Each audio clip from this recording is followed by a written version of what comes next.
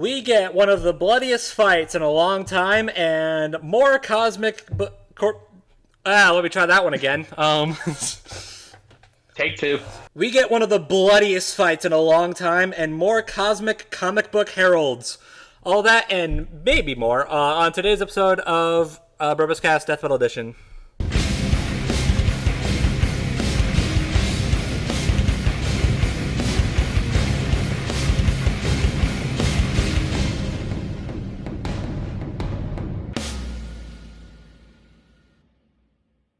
Hey everybody, and welcome to another episode of BrobusCast. I am your host, Brobuscus, as always, and with me today, also as always, is ZDogg. Space! And with me, also as always, is Richard. Fire, fire everywhere. Where it goes, we won't know where. That's true, actually. And also joining us is no one. I make that up. I got your hopes up, didn't I? I was told Raptor would be here. You were lied to. Damn it! It's a lie. So just like my life. Well, damn. Now you just made it sad. That's what I do. Okay. I'm kidding. My life is pretty good. So hey, do you want to talk about how the 3D fights this season have been slapping really hard lately? They've been slapping so hard. There's a hint of red on my cheek. Yeah, because new episode came out, and holy crap, I think is the right term I'm looking for to describe how I feel about it. So yeah, Guts versus Dimitri came out, and yeah, it came out. It was pretty damn good. Well, first and foremost, to get the obvious out of the way, hey, we were right. Yeah. Yeah. 2 times in a row. Audible gasp, but yes. Yeah. Well, no, technically it's not 2 times in a row because we all pretty much called. We've called some episodes right, but most of them not unanimously. Yeah. Well. Stuff happens, like how Yep. Dimitri just ended up being like 4,000 times stronger. But not as fast. Nope, I got that one. I call bragging rights on that. I was the only person of that call to say that Guts was faster. Which you were right. I don't know if I fully agree with it, but I see where they're going with it, so I can't really complain. Yeah, no, I mean, I don't care. I mean, I do like. Okay, we're jumping way the fuck ahead of it, but I just love how that ending analysis and Guts was slightly faster. It shows the actual speed on screen. I see we're using. It's like 2 times. It's like 2 times faster, but okay. Yeah, Death Metal really needs to know what's slightly. Death Metal really knows how those things are. Because, yeah. Focus, writers, focus. I get it. Like, it's not, like, giving the other person. It's a 2 times speed advantage versus a 4,000 times strength advantage. It's like, by all accounts, I guess it is kind of slight, but like, yeah, but again, tomatoes, tomato. Yeah. Yeah. But yeah, no. So this episode was pretty good, and and it wasn't just good by YouTube standards. It was fucking masterful because this episode did something that none of the past episodes in the recent seasons have been able to do. It got #1 on trending. Yeah, not only did it get #1 on trending, it beat Mr. Beast. How the hell do you beat Mr. Beast? Yeah, that's impressive. But you know what? Good Death for Battle. Death Battle finds a way. Get out of here, Jeff Goldblum. Sure. Damn it! I knew I shouldn't have. I knew I shouldn't have taken in Jeff Goldblum after his Disney Plus series was canceled. He's just sitting in our basement. This is an extremely random call out, and I don't know how to feel about it, but all right.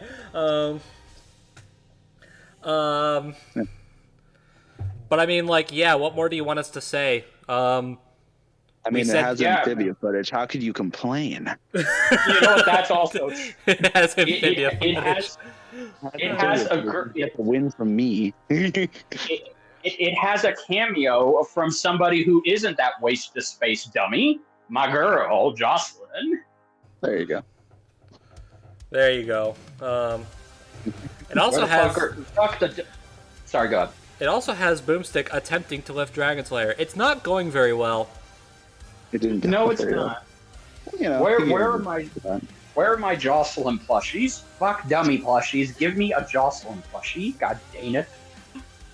You will get the dummy plush first, and you will like it. The fuck I will. Toss that thing out the window. No, even better. I'll just send it to Nate. Nate doesn't mind having 2 dummy plushies. It also has masterful editing by DJ Tiki, but then again, I was just gonna say. Also, I don't know where I was going with this. I was gonna make a water is wet joke with like a water bottle nearby, but I don't have one. So okay. I have a water bottle. Here. Yeah, there you go. That water you hear, it's wet. Much like how DJ is a master at editing. Nick would be proud. Yeah, you would. That was the biggest stretch I think I've ever made, but you know what? We're going with it. Just say it. There was something I wanted to bring up about the analysis, and I don't remember what it was. I just rewatched the episode too. Well, I guess in the meantime, I'll say the writing also went off really good. Yeah. Really enjoyed. I think it covered both of their stories very well. It kept me very compelled. So yeah, that's good. It's nice to see Guts get a modern run back. Oh, I remember what I was gonna say now. There you go. The music. During the I don't usually comment on the music during the analyses, but for one, they're all picked masterfully. They all sound like they're from the source material, even though they're not. Yes. And then DJ was just like, "Hey, you know what we throw in for the end of Dimitri's analysis? How about that? What is it called? Eyes of Horus or whatever it is, which is like amazing, and I love it. That's a track I've used before, and that's how I recognized it. But that's a good track. But it's a good track. It is very good. Also, although, can we just say this? This is in terms of writing. I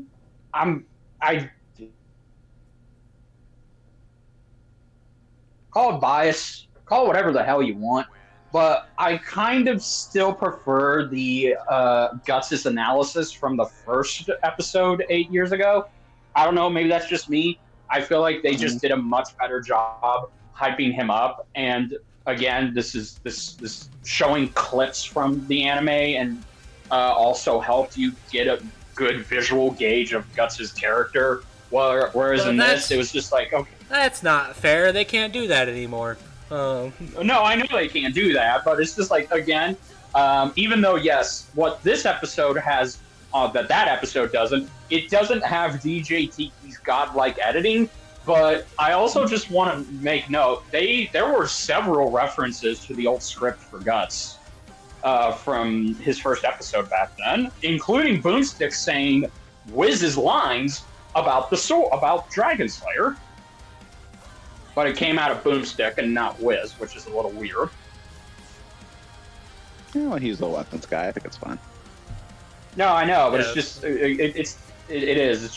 it's weird. I do like how they brought back. I think one of my favorite lines they brought back was it's too big to be called a sword. More like a heap of raw iron. Well, that's a Berserk line, so that's.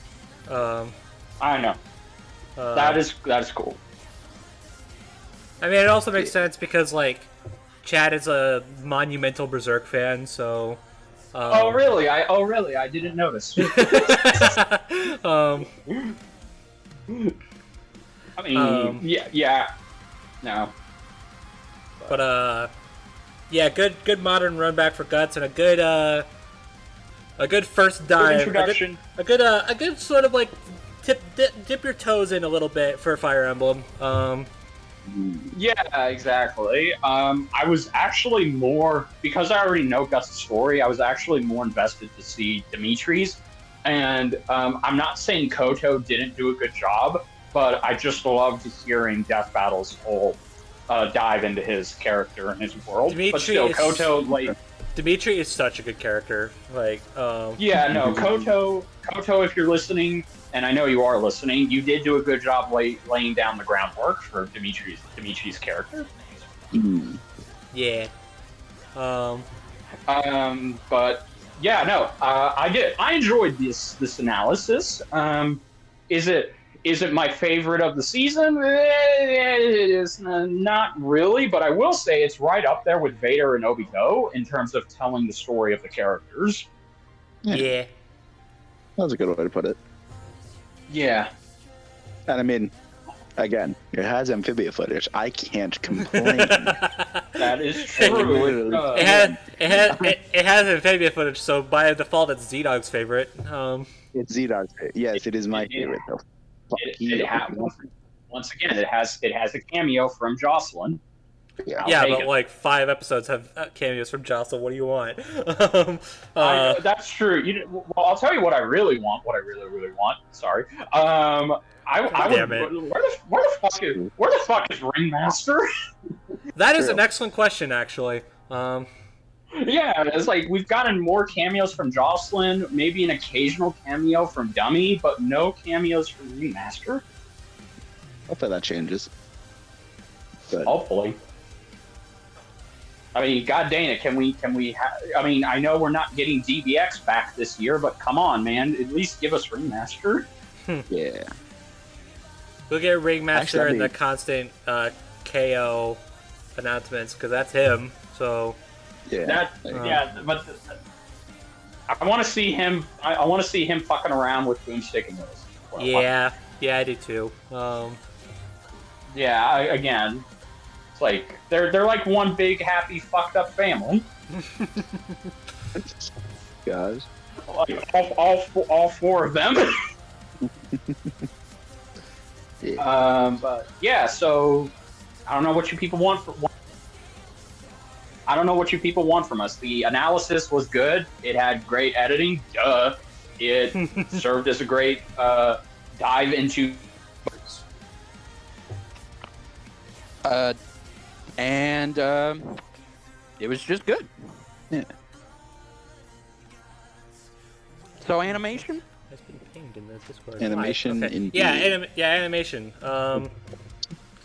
Sorry, I got distracted because I got pinged in a Discord server and I don't know why. Okay, then. This is really good. But yeah, this might come as a shock, considering it's the Blender team. But this animation is kind of bonkers. And I kind of love it. I know that might sound weird considering how definitely hit or miss the Blender team is. I mean, who could forget the miss that was Sauron versus the Lich King, for example? No, all joking aside, the Blender team cooks. When they're given the right ingredients, that they can cook with, they know how to fucking cook. Exactly. I'll tell you what half of those ingredients are. This goddamn BizPost team. Okay, so holy crap! Like the effects and the lighting on this one is ridiculous, and I love it. It's like they really It's funny because when they announced this was 3D, they were like, okay, so I know when we say that Berserk and 3D kind of goes together like oil and water. Yeah. But it's like, don't worry, we have animators who feel the exact same way. And that's not an over-exaggeration on Brobuscus's part, people. Like, watch the 3D Berserk stuff. It's not that great. It's not bad, but... Or, maybe don't. Yeah. Well, they need to judge for themselves. They saw what they need to see during the combatants are set thing. They put in the freaking South Park walk that Guts has in that freaking show. God, yes. It's so bad. Yeah. But anyways, but you know what's not so bad? This fight. All right, look. I've come after watching it for like the 5th or 6th time. I give in. I submit. I give up. It's better. It's better than Dragonborn versus Dark Souls. You know what's I give funny up. is It's better than Skyrim versus. It's better than the Dragon. It's better than Skyrim versus Dark Souls. All right, what the fuck do you people want from me? you know what's funny is that I don't know if I agree with you, but that's neither here nor there. The fact that I don't know is proof enough. I guess in terms of just like, I guess in terms of visuals, and just how everything moves, it's better. But in terms of cinematography and just overall the feel, I still think Dark Souls versus Skyrim looks better. I don't know. Is that hard to understand what I'm saying? Like, I get the gist of it. Okay, thank you. Like this feels like. This doesn't feel like an official crossover. It really does feel like, holy shit, somebody just cooked. I mean, which isn't a bad thing. It can't feel like a crossover because the models aren't the same art style, which is a little jarring when they're face to face with each other. But at the same time, I don't really care. Exactly. No, I don't care either. But again, just gushing over this animation. It's good. Like, it's very good. Just of how everything moves. And flows. Oh my god. You gotta love when one of the first things we open on is a reference to a really cool Berserk panel. Like the shot of Guts and Dimitri in front, like in their standoff in front of the moon. For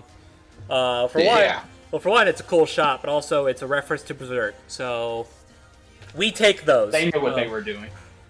Yeah, they knew what they were doing, 100%. But also, like, damn, this fight is brutal. This fight there is a lot of blood, which again, how could there not be a lot of blood? And we also get battle damage again. It's true. Hell, I would say we get more bloody battle damage than we've probably seen thus far. Probably. Even the little stuff, like the lightning effects. Whenever Dimitri summons down lightning to strike Guts. Yeah. It's like. Well, this might be premature, but I'm just gonna say right now. Because of this animation, I have full faith in Cole versus Alex. Yeah. Between the lightning effects here and the way, like, we're jumping ahead by a significant degree, but when Guts is activating the Berserker armor and it like twists his arm back into place, I'm like, all right, well, with that plus the lightning from Dimitri. Cole versus Alex is in good hands. I can already tell. It's funny because like this is a fight that features a video game character who can control lightning and ice, and is a bit on the edgy side. versus a more gritty, hard to kill, very edgy boy that can in a sense shapeshift his body to some degree. Doesn't this sound familiar? Probably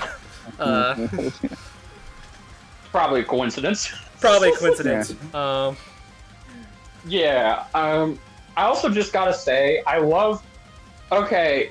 Which I also think we should also bring up the fucking obvious here.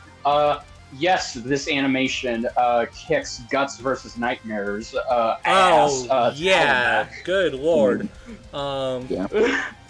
Kind of goes without saying.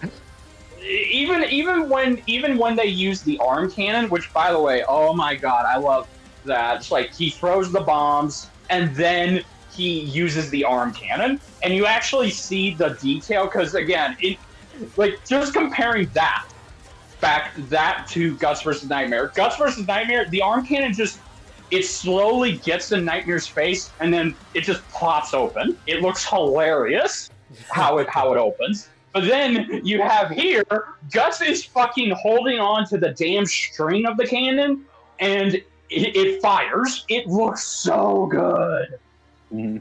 Yeah. Like, just again, and also too, yeah, the blood. The oh my god! Can you tell there's blood in this episode? God. You know, I don't. It's a little hard to tell. You know, it's. I mean, I mean, it's not like we're in a snowy area with like where like where like the blood stands out like a sore thumb. Like I'm sorry. Yeah, how did it stand out like that against the white? I didn't know this animation was trying to be the 3D equivalent of fucking Omni-Man versus Homelander up in here. I mean, we're in for a brutal ride when the sneak peek ends with Dimitri looking like he got cut in half. Yeah, exactly. And also too, just again, when you get that moment, when you get that moment towards the end, which sees both characters just giving into their demons and they're going after each other. The blood that splatters on the ground, and even fucking Guts punching Dimitri in the face so hard, you literally see his whole face is covered in blood. Yeah. And even when Guts is down, you see blood on the ground. There's blood everywhere. Yes, and oh my god, it's so good. And yeah, how can we not talk about that ending shot? Holy. Okay, this ending goes so freaking hard. Yeah, although I'm not the only one who's confused by it on first watch, right? No. Okay, so me and my buddy, when we did a group reaction to this, we both figured it out. So okay, if you're confused, basically Guts I got the idea once the KO appeared. I was like, oh, okay. Yeah. Guts died, but the thing is, he essentially the Berserker armor will keep Guts going until the last bit of blood drops from him. So when we zoom in, when the camera is hunched behind Guts' neck where the brand is, and you see blood coming out of it, that's the last bit of his blood coming out, meaning he's dead. So essentially, in layman's terms, and to simplify it, he died standing up. And people fucking have the balls to say that this is disrespectful to the manga creator. Yeah, well, we don't need to talk about them. I'm just saying, I find that hilarious because it's like they literally had Guts, this stone cold motherfucker, die on his feet like a man. Yeah. And not only that, but when the demons, I guess he's like harbored to, when they come out to collect his soul, because I guess that's what happens. I don't know. I don't read Berserk. Dimitri fights for him. Yeah. He literally tells the demons they're not taking his soul. Yeah. Dimitri looked at Guts' inner demons, which now have become outer demons, and told them to piss off. Yeah. Let's go. Okay. The fact so that is I'm a sentence. It's like, Yes, the fact that is a damn sentence. It is fucking gold. And you know what? I know how I said I conceive, and this is better in my opinion. And I do agree with the people that say it is better than the Chosen Undead versus the Dragonborn. However, in terms of just endings, I can't decide which one I like better. This or Vader versus Obito. Yeah. That's hard. It really is hard. It's a toss-up for me right now. Yeah. At the moment, at least personally, I'd probably say Vader versus Obito, but I mean, it's still like both endings are really damn good, regardless. So they are. They're really fucking damn good. It's good. And also too, here's another thing that kicks the shit out of Guts versus Nightmares animation while it's already down. The use of the Berserker armor. Yeah. Because, it actually gets to do shit this time. It actually gets to do something. And it doesn't... Imagine that. Having more screen time makes it better usage. No way. No way. I never would have thought of that. And that's not even on top of it. It actually gets damaged. Like, yes, you actually see the Berserker armor get damaged. Holy fuck. Which, by the way, they even make reference to the game, that iconic game frame that you see the Berserker armor in, where the armor is ripping and piercing Guts' arm back into place. They essentially do that, but they do it in a fast motion to where his arm just spins around like a helicopter blade back into place. Jeez. It's like, Jesus Christ. And even when that's see not what overkill. Imagine if Guts lived and he took off the armor and now his arm just falls off. Like, plop. Yeah, no. I also love how you get to see what Guts looks like underneath the armor when Dimitri tears the helmet off. Yeah. Oh, also, Fire Emblem Critical Hit animation. That's pretty neat. Yeah, that was a good touch. That was pretty damn good.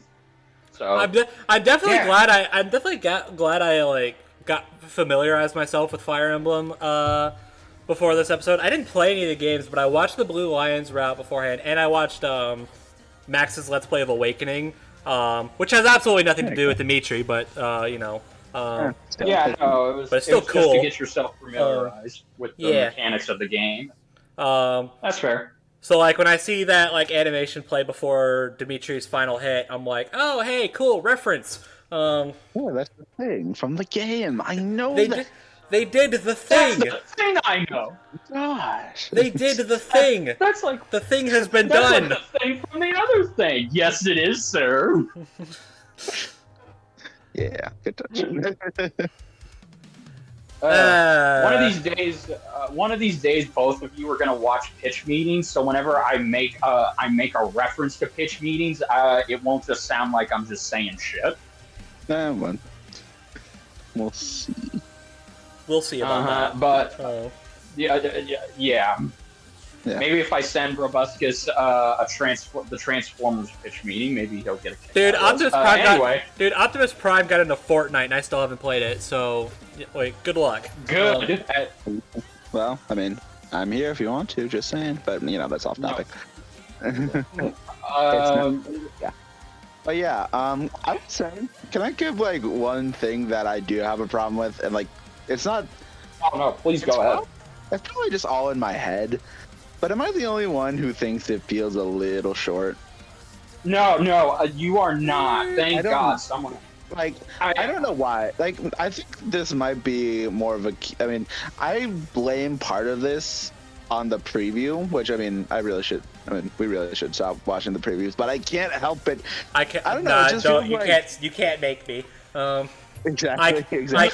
I can't make me.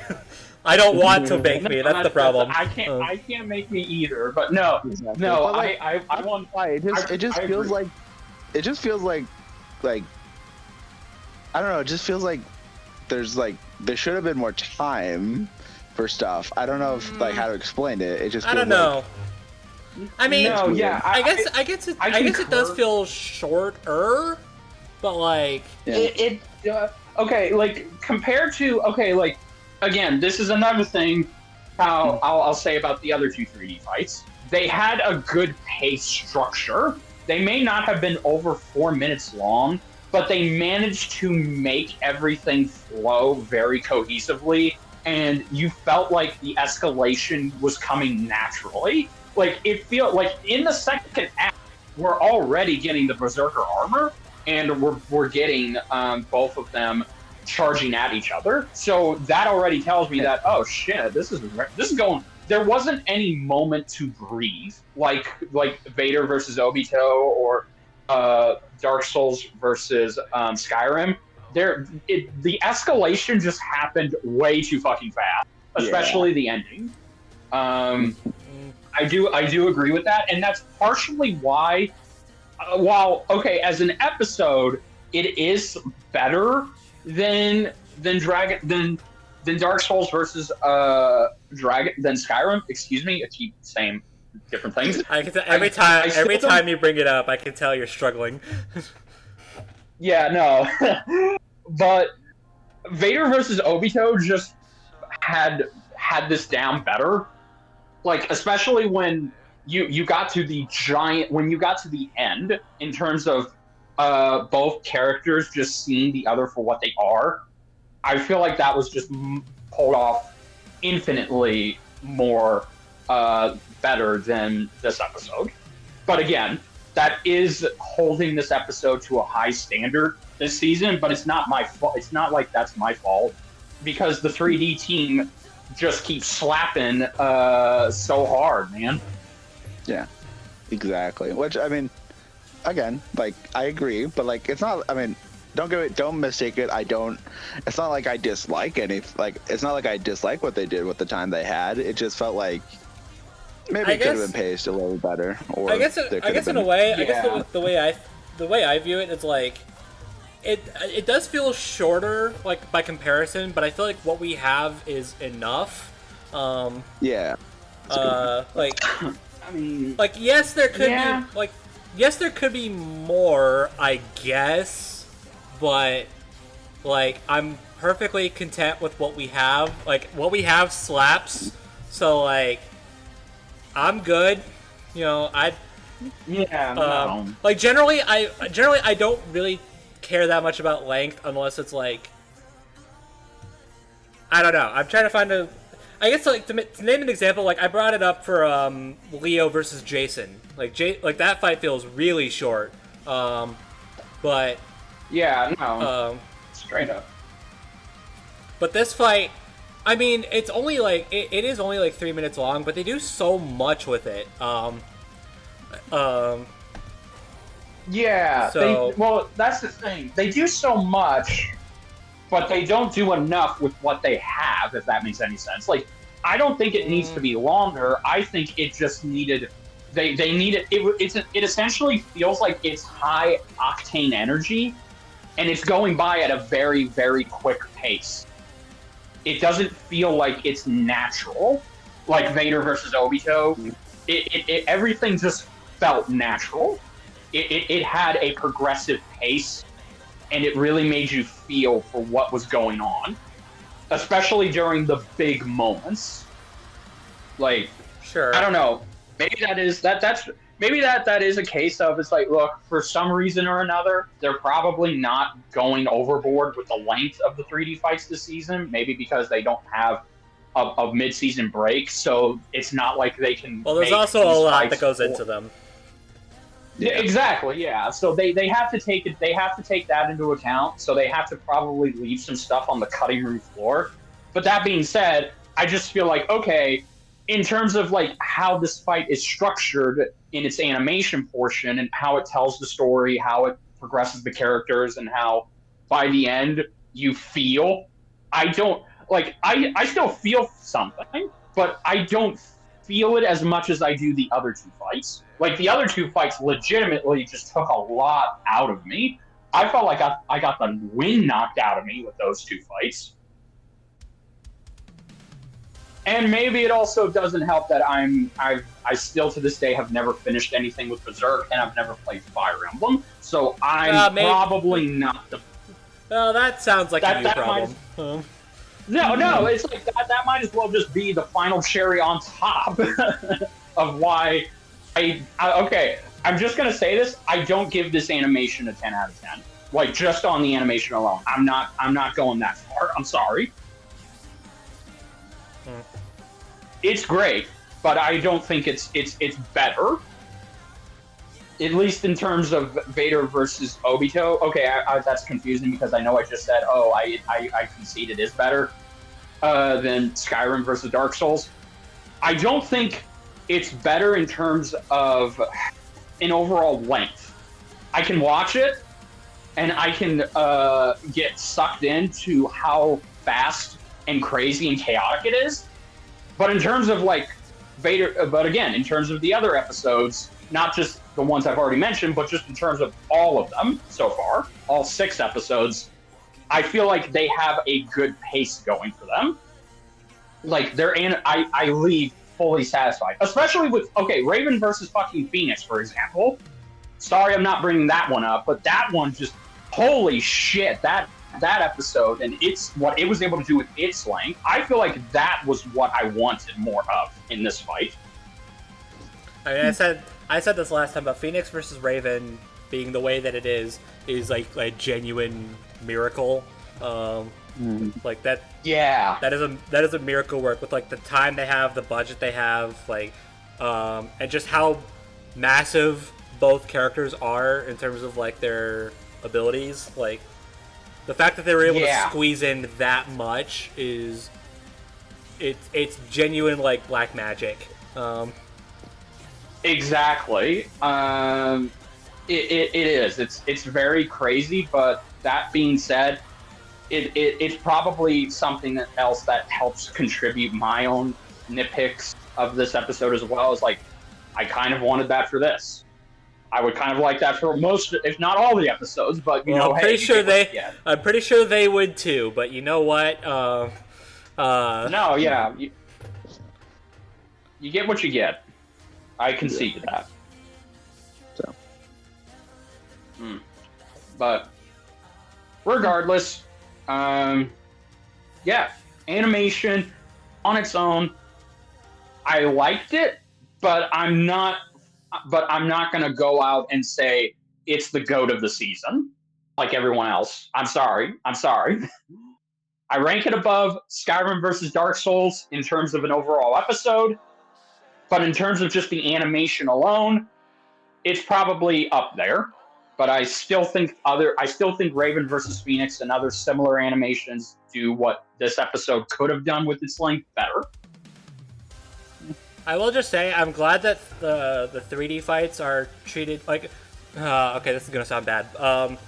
Like back in the day, like I hate to be like back in my day, but I hate to do that because it's so dumb. But like. Back during like season 2 or season 3, like 3D fights were treated as like a spectacle. Like they were like they were a big special moment. Now we get them all the time, and that's fine.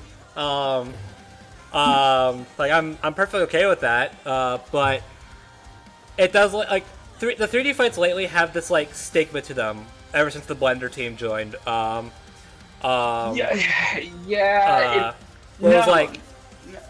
Whereas on one hand you could get some people's favorite episodes of all time, but on the other hand you get like Batgirl versus Spider-Gwen. I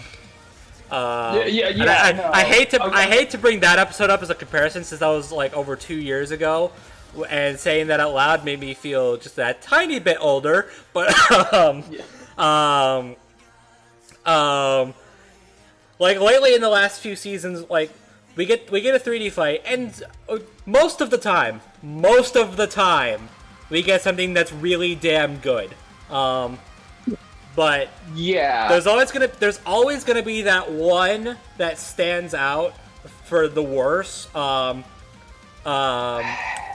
Especially like, I know it's like, oh, here we go taking pot shots at the community again. I'm not gonna go on a tangent, but whenever we get a 3D fight that's like subpar,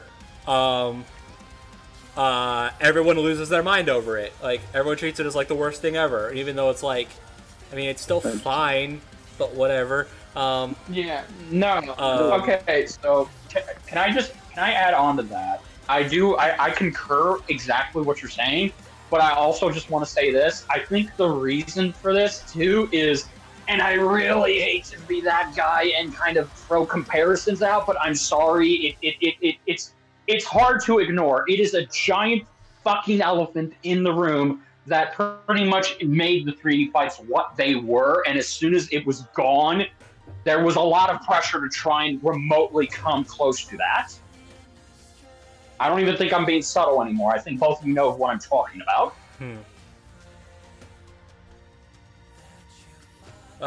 Well, the point I'm trying to make is that it feels like when every single 3D fight this season slaps, like, it feels good to be back here again. Like, yeah. Like, we're back to the 3D fights. How do I say this? I don't want to sound disrespectful to the other 3D fights we've gotten, because on their own they are still pretty good. Yeah, if we're just going off of from season 7 to now, it feels like the 3D fights were kind of the 3D fights just they needed to be rebuilt from the ground up again in terms of making them a sheer spectacle. Yeah. And I feel like, Guts versus Dimitri, I see what Brobuscus is getting at. I feel like Guts versus Dimitri is now, it stands toe to toe. And the past 3D fights this season, they've kind of cemented that, okay, we're now back at that level to where, even though, yes, we're getting 3D fights more consistently, and they're not treated as a big event as they used to be, but the fact remains, we walk out of them and we can always just say, and kind of have trouble fully articulating what is better, this 3D fight or the 3D fight from 2 episodes ago. Exactly. Like, it feels good to have them say, like, oh yeah, this fight is 3D, and be like, oh hell yeah. Yeah, exactly. And like before we get a 3D fight, and it's just like, oh, cool. Now it's like, oh yes, please, thank you. Yeah, no, exactly. I mean, for fuck's sake, like, I cannot tell you how I am on pins and needles, and I know it's going to be a 3D fight. I cannot tell you how anxious I am for Cole versus Alex. Yeah, dude. I want that episode. Yeah, I said this before, but I have full confidence in Cole versus Alex now. I knew the episode was going to be good, but after this, I'm like, okay, yeah, no, they can do lightning, they can do shape-shifting to some degree, they can do ice. Yeah, they can. We're set. No, they can do crazy air melee moves. Yeah, they can fly to some extent. So yeah, no, I am expecting and I'm wanting Cole versus Alex to be on Dimitri versus Guts's level, and I really think it's possible now. I think it's very possible. So yeah, no, I agree with Brobuscus. I feel like because of Devil Artemis and the Blender team, I feel like we are at a good point right now where we can look forward to the 3D episodes again. Hell, we could probably look forward to them more, sad to say, than the 2D episodes, which, again, not to say the 2D episodes aren't bad. If anything, right, Luis and his team, they literally bust their balls just to make the 2D episodes come even remotely close to a fraction of what the 3D episodes can bring nowadays. Yeah. And some of them are Throwing that just out plain there. better. So, Yeah, exactly. Because again, Raven versus fucking Phoenix is in my opinion my favorite sprite fight of the season. yeah. But anyway, long so- tangent aside. So hey, how about that voice acting? Yeah. Hey, Okay. so remember when I said last episode that listening to Dimitri's voice kind of gave me vibes of two different voice actors in particular, and one of the ones I brought up was Xander Mobus? Well, he's here, but he's the wrong character. And the other guy. What's He's the other guy. How did I screw that up? Yeah, Xander, Death Battle alumni who hasn't been back. Okay, He returns. going, Our king has returned. using the Death Battle time machine. When was the last time we saw good old Xander? Please tell me it cannot be Official? Pokemon versus. Officially, yeah. Yeah, it was God dang it! Charizard, Greymon. Wow. Yeah. Jeez. Wow! Holy God dang it! I'm fucking old. I mean, Kagi thinks that he voiced Mike Guy, but we have no word on that. So. No, yeah. I mean, I'm not but gonna doubt him, but until we hear actual, otherwise. yeah, until we hear otherwise, which we won't. Nope. Yeah. But yeah, officially speaking, like as far as like his name in the credits is concerned, yeah, last episode he was in was Charizard versus Greymon. I think I aged just hearing that. Yep. How do you think I feel? Yeah, I know. So what little of Guts' voice I've heard over the years, I gotta say, Xander really does do a good job. Yeah, he's really good. I couldn't even tell it was him. When Ben tweeted, same. when Ben tweeted out who the VAs were, I was like, oh wait, well hold on, what? Well, first I was like, okay, double take, because like A, it's Xander Mobus, and B, he's not Dimitri. But then after that, I was like, oh wait, he's Guts. Hold on, wait, I didn't even recognize him. And even now, just rewatched the episode before we got here. Still don't hear it. I still don't hear Xander in there. Yeah. They No, did that's really good. damn good job, but like, Yeah. yeah. Um, That's supposed to see him. yeah, it's definitely good to see him again. It's been so long. It really has. It's been far too long. I thought he did a good job. The times we hear Guts speak, it feels nostalgic. Even as somebody who's never watched all the way through or read all the way through Berserk, I don't know why, but hearing Xander as Guts, it gave me a piece of it made me feel nostalgic. Again, don't know why. Maybe that's just because that's the whole point of this episode is it's another returning combatant, but this one hasn't been. But this one has, next to Leonardo, he's the oldest character to make a comeback. Is it bad that I remember when I Guts know. vs. Nightmare came out? Like, I watched that shit on the first day.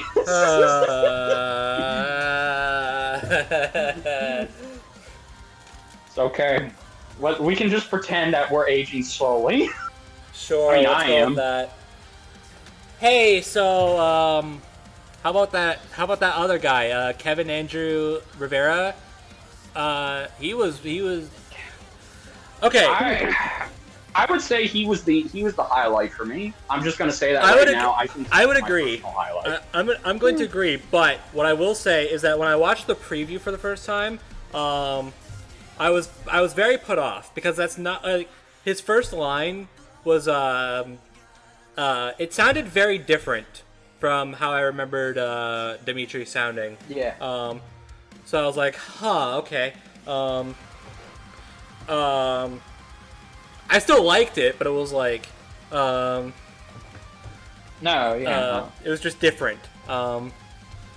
And then I hear him I like don't know. then I hear him shouting about like I will tear your head from your shoulders, and I'm like, okay, yeah, that's Dimitri. Thank you. Yeah. Yeah. Which, gotta say, and I think this is probably my favorite moment of the fight overall. That moment where they share the line down to the last one. Yeah. That's probably my favorite moment of the episode. I'm not gonna lie. Okay. My favorite moment from Dimitri, and this is what pretty much made him my highlight, was whenever he literally told Guts' demons, who were there to collect his soul, to back the hell off. Yeah. Was willing to fight them to make sure they don't collect Guts as their prize. Yeah. It's like, holy shit. It sprinkles in Dimitri, like, post-war crimes, I guess. Yeah, like for most of the fight, we kind of get the crazed Dimitri, which is fine. That's how he is for most of Three Houses, so sure. With like the voices in his head telling him to murder everybody, as you do. As one does. So that's kind of Dimitri, like, as a war criminal. Would you believe me if I said that he's still like morally the best one of the three leaders of the houses? I would believe you. Because I mean, he's still a war criminal, but geez. But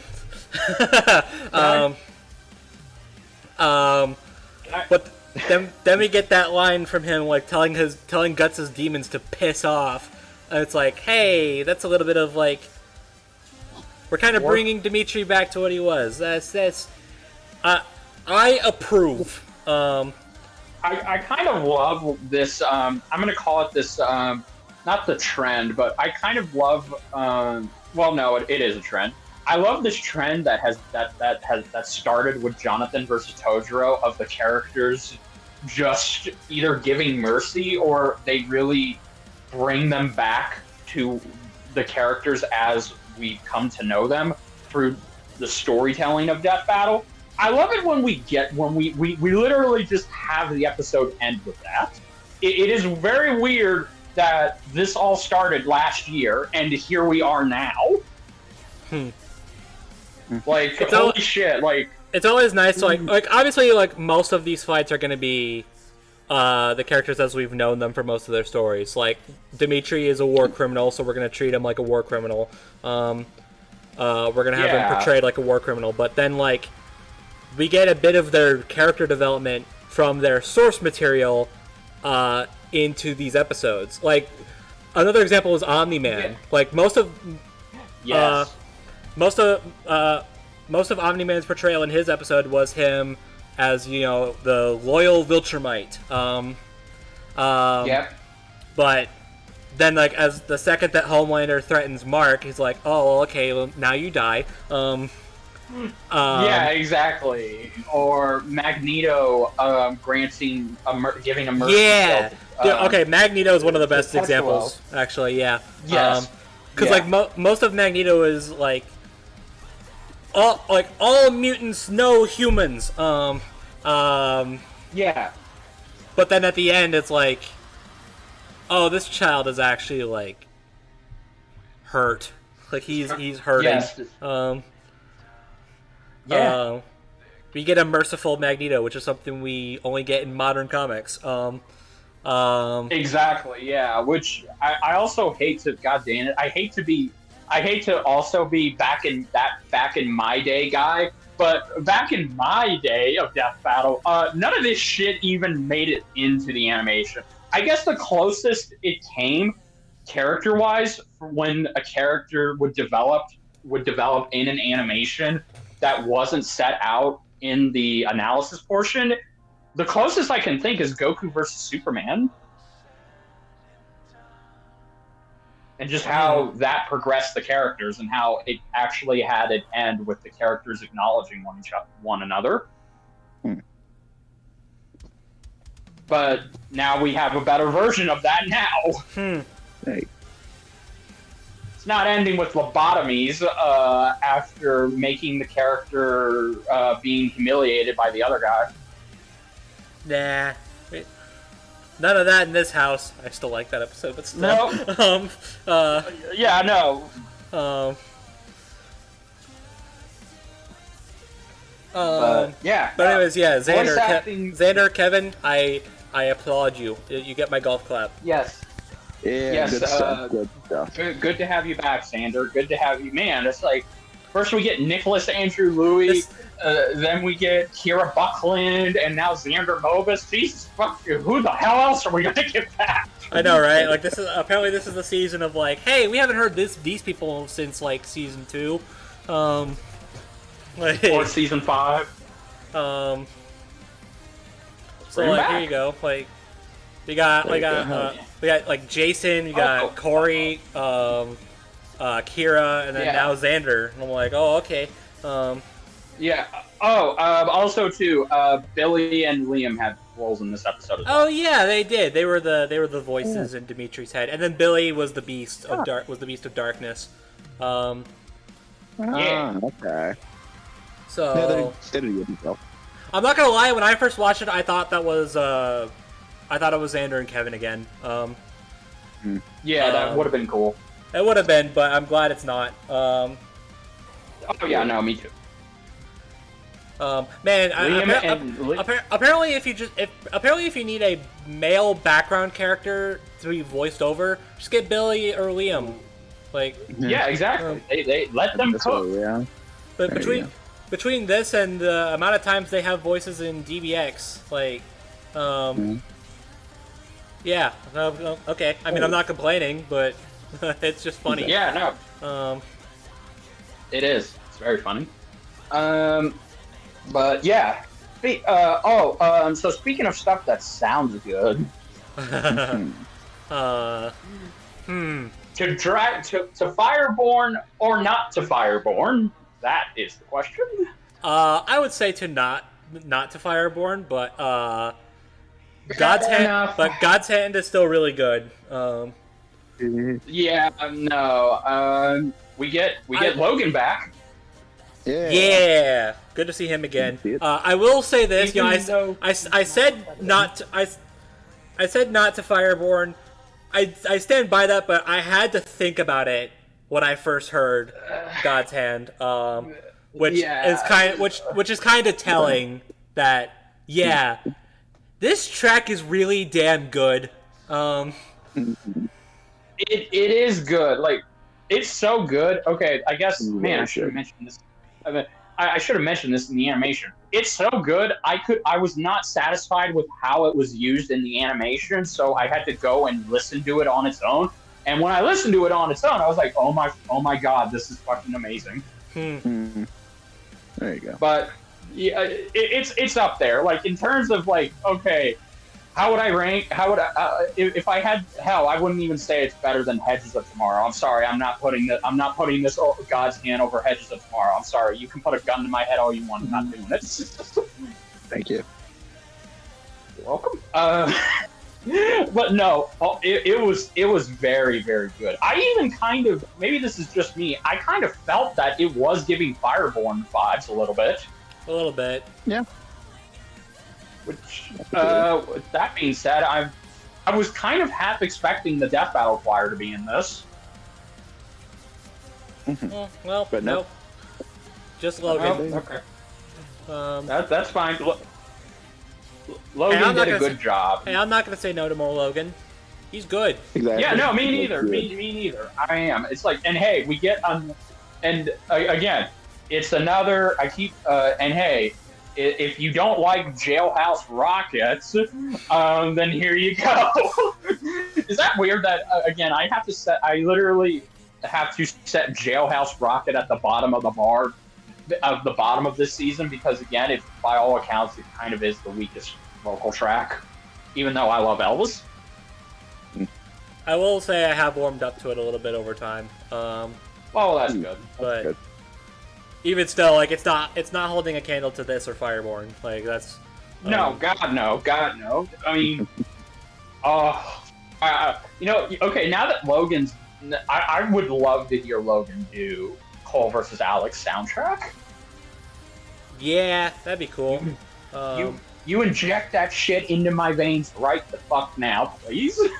So actually, you know what I will say? I said this in our private server, and I want to get your comment on this. I think ZDogg commented on it, but I'm gonna say it here. You know what this track kind of gives me vibes of?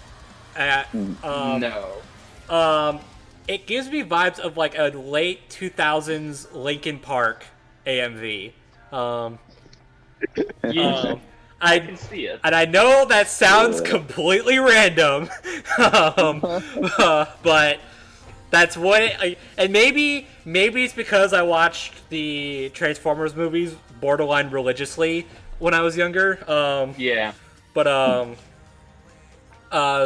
when I listened to this, when it had just come out, I was like, why does this remind me of like those Linkin Park tracks that are in the Transformers movies? That's what it reminds me of. Does it make sense? No, but we're here. Just go with it. Just go with When it. do we ever make sense? That's true. Making sense is for chumps. If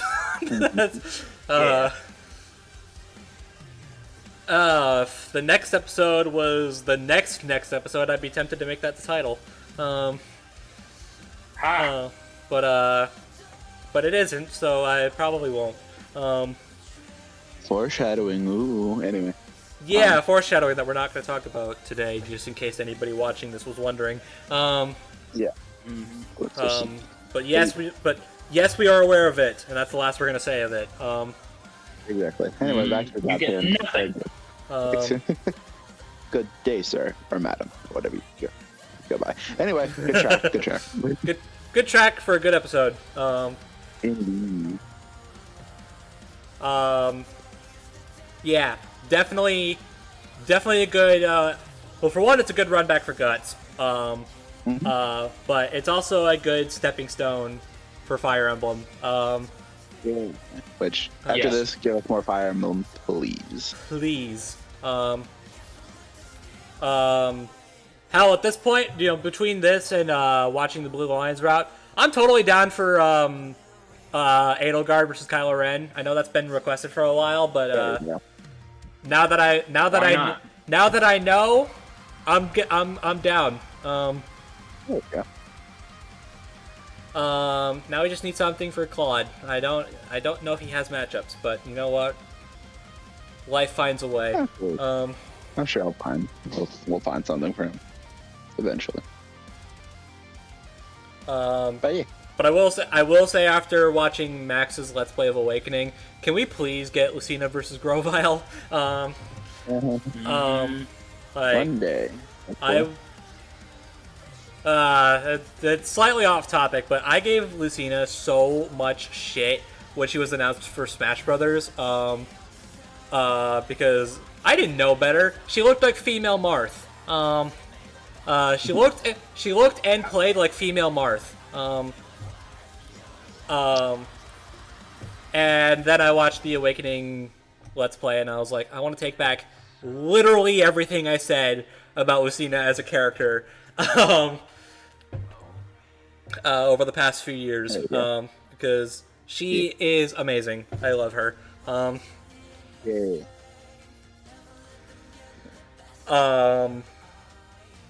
yeah, good episode. Yeah. Good stuff. Good stuff all around. Good stuff. So you don't want a comic book fight now? Yeah. Yeah, it was. It was pretty good. Not bad. Again, if the fact that it's, god dang it, we're gonna have a tough time ranking this season as we get to the back half, aren't we? Probably. Yeah, we are. Hooray! I have a feeling it's mostly going to be the 3D fights, though. Like I imagine. Yeah.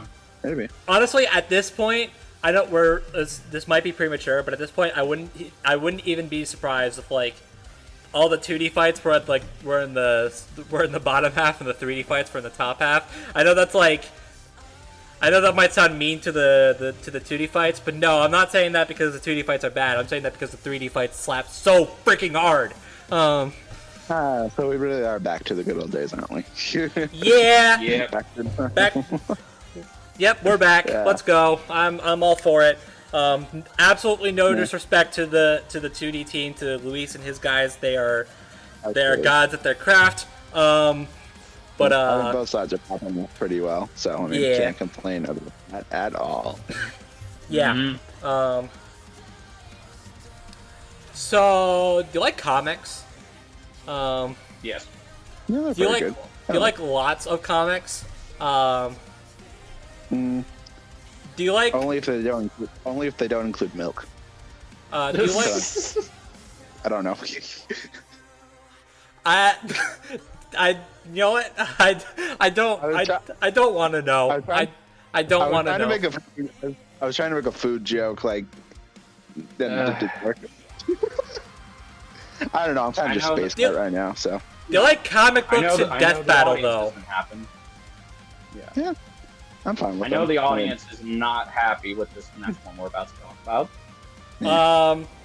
So hey, well, good news is Piccolo doesn't have to sign his death warrant yet. Yeah, thank God we're not feeding Piccolo to the wolves. There you go. But instead we have another Marvel vs. DC fight. Joy. Well, we broke the streak. We went from having 2 a season, now we're at 3. Yeah, well, I mean, this one might have gotten pushed back, so I mean, it's fine. Or if you just want to count, or if you want to get technical for a second, that's 2 for 6. Yeah, 5. Let me see here. I'm still going. I'm doing a head count here because Mate and I talked about this, and Mate felt this way. Is this just an excuse to have Godsman play in the background 7, more? 8. I guess. Yes. Okay. So far, if we're counting all of them, this features 8 comic book characters that are Marvel and DC characters. From how long? What is the stopping point though? I don't know, but I literally am trying to just. At this point, I don't know whether or not it's a good idea to try and convince people. It's like, look, it's not going to be like season 7. Please stop worrying. It's going to be like season 7, where season 7 was 96 to 97% comic book fights. Less than that if you don't count the manga characters. Okay, so next episode is Martian Manhunter versus Silver Surfer. Yeah. Just so we can get that out of the way. Yes, my childhood. So, how many people were surprised that this is a thing? I've even seen some people be excited because, again, it's not Best Dad Piccolo. Yeah, thank God it's not Piccolo. Holy crap! Thank you, God. Yeah, no. I would have been. Okay, so, I would have been turned off so hard. Like I would look, you can't. But you cannot Silver versus Trunks this shit. I'm sorry, you can't. You cannot. Nah. Even though yes, Piccolo. Even though yes, Hot Cheeto Piccolo is supposed to be as strong as Super Saiyan Blue, Goku, and Vegeta. Yes, I'm aware of that, but guess what? He still would probably, if not most likely, die. Yeah, I mean, even to this day, Goku still gets his face caved in by Superman. So, like, what's this? That is true. What would this be? How would this be any different? You know what? Well, the difference is Gohan gets to keep one dad alive. For now. You never know what they could. You never know. They could just make Piccolo lose to whatever matchup he's given to anyway. You never know. You shut your mouth. Keep best dad out of this. Forget All right, Piccolo. fine. What even? You know what? Never mind. He's not important. Hello, Yoshi. Let's go. Anyway. God damn it. But yeah, no. Anyway, yeah, but no. Instead, the roles have kind of reversed. The roles have kind of reversed now. Whereas if Piccolo were going to fight John, yeah, he'd be dead. But now that John is going to fight Silver Surfer, yeah, John's fucked. Well, we'll get to that. Yeah. So hey, first real dive into the Silver Surfer. So that's pretty cool. After we've been hyping him up and talking about him for past couple seasons, I'd say. Yeah. Between him and like the Phoenix, like we hear about them a lot. So it's like, hey, cool. They finally have the spotlight to themselves now. Let's go. That's and this is exactly. No, okay, so I am very excited for this because I know this is probably going to be the part where we have to talk about our exposure to John Jones and Norn Rad. So yeah, I like these two characters. I grew up with John Jones. I didn't grow up with Norn Rad until much later on. Sad to say. But, you know, I thought he was cool. Unfortunately, Silver Surfer doesn't really have, like, the one piece of media for him. Like, he's in a bunch of stuff, but none of them really, like... Like, with Jean has the Justice League cartoons. John has the Justice League cartoon. He has his comics. He has tons of DC animated films, DC animated shows. He was featured for like maybe 3 minutes in Zack Snyder's cut of Justice League. He's been in video games as one of them as the main character from an old Justice League Marvel Ultimate Alliance style game that nobody but me probably played back in the day. And the other one, he was DLC. And in the universe where he's supposed to be dead. In the universe where he's supposed to be dead. Then you got Silver Surfer. Well, okay, here's something that he has that John Jones doesn't. He actually had his own comic. He actually had his own, I was about to say comic book. He actually had his own solo cartoon series. I'm pretty sure it didn't have a long run, but you know what? You know what he also has? You know what he also has? He has an NES game that is apparently really, really bad. Really fucking bad. So yeah, you gotta balance it out. For every good thing he gets a bad thing.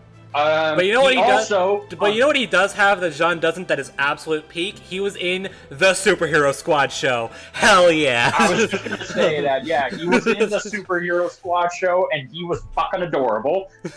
He also was the main He was also the main focus of a comic book movie, mainly Fantastic Four and Rise of the Silver Surfer. Fun fact. There were actually two people who played him. One, a performer and a fucking voice actor who voiced him, and he was fucking cool as shit. And that's about it. He is in so much more, but none of them stand out. Like I said, a lot of comic book characters have like the one media that everybody knows them for. Like you look at them and you're like, okay, we have to, like, if we're going to like portray these characters, we have to mostly base it off that. Like I said, Jean has the Justice League cartoons. Ant-Man had Earth's Mightiest Heroes. The Guardians have the MCU. A lot of Marvel characters have the MCU. Silver Surfer just has the one movie and Superhero Squad and his own cartoon. By all accounts, when it comes to like the one, Silver Surfer has jack all. Which is honestly, Look, to be fair, to give him a point, the one thing he has that everybody can immediately recognize is Fantastic Four: Rise of the Silver Surfer. Okay. But that's it. Well, Fantastic Four movies have this bad stigma to them anyway, so, I don't know if that's exactly a good thing. Yeah, but funny how we've had 4 Fantastic Four movies, and they've either been bad or they've just been average. Well, they have another one coming up. Let's hope. Fingers crossed. I guess 5th time's a try. I guess.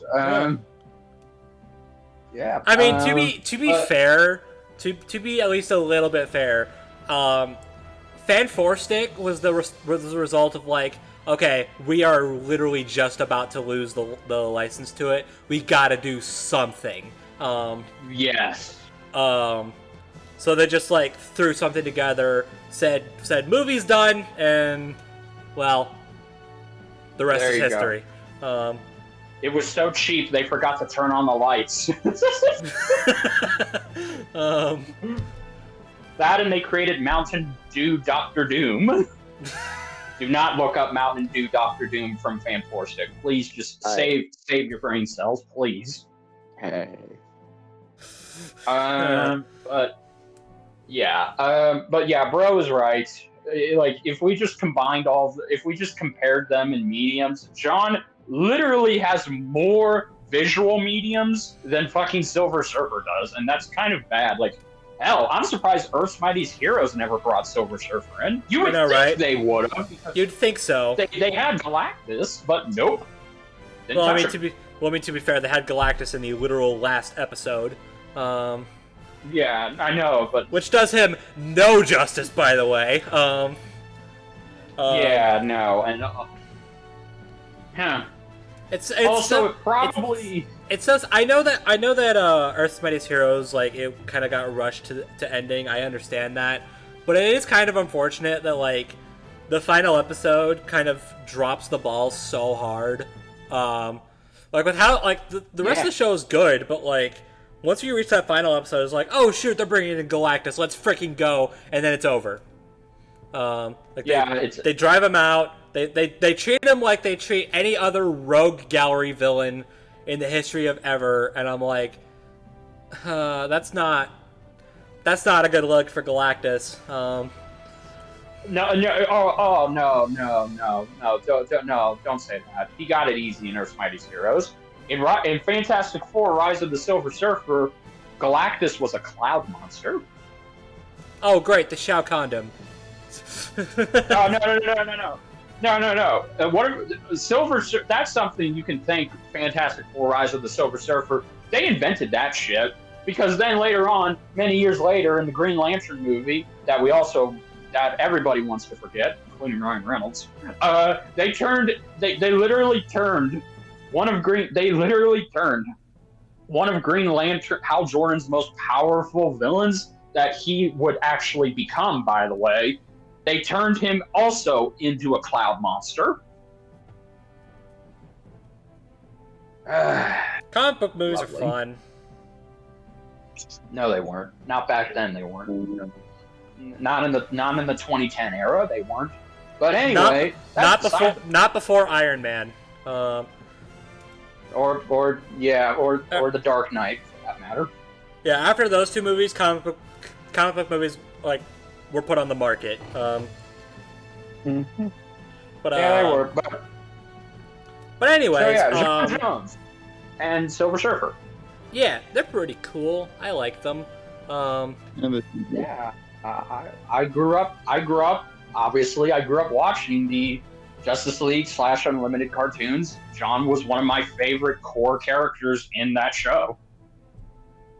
Yeah. His story was very good. It was very told. Silver Surfer, I never realized how much him and John were alike. Yeah.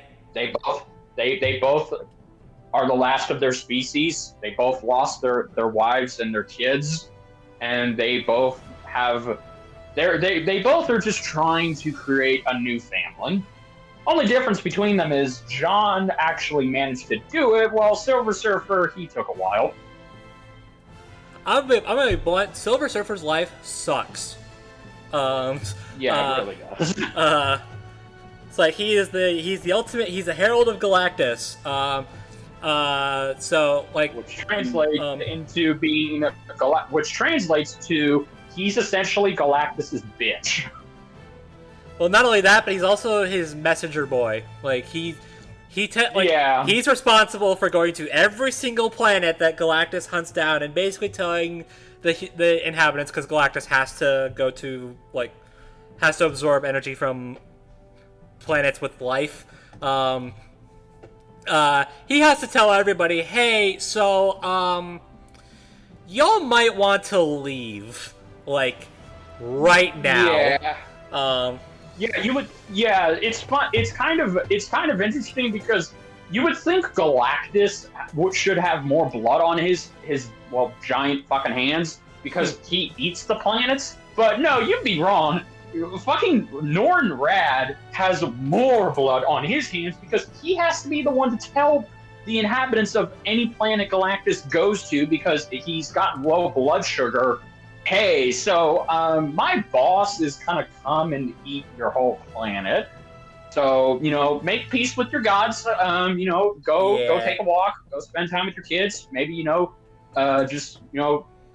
spend your last moments collecting yourselves because you're gonna die. Don't even try and outrun it. You know what sucks even more is that, like, you'd think that Silver Surfer would try to stop it, but Galactus has to do that.